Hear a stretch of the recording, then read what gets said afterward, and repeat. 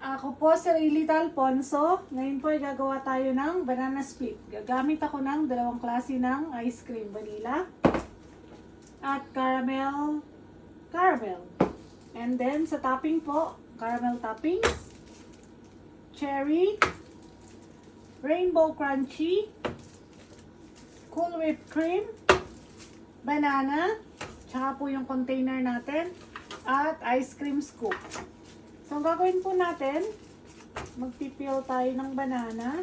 Make sure naka-gloves kayo. Hatiin lang natin into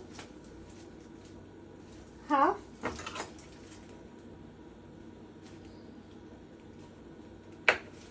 Cut into half.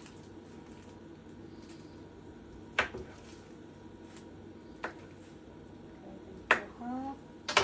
And then, lagyan lang natin sa container. Nag-scoop naman po tayo ng ice cream.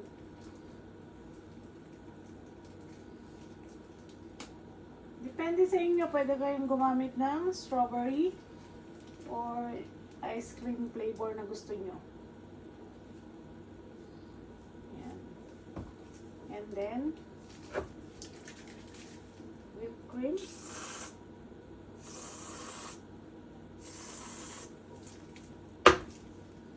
Cherry.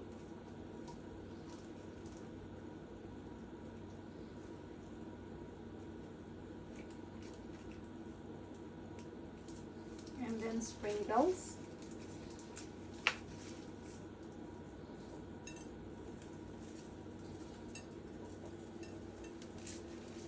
And then caramel toppings or chocolate topping.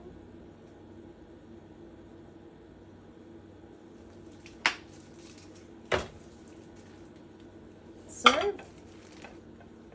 Banana split.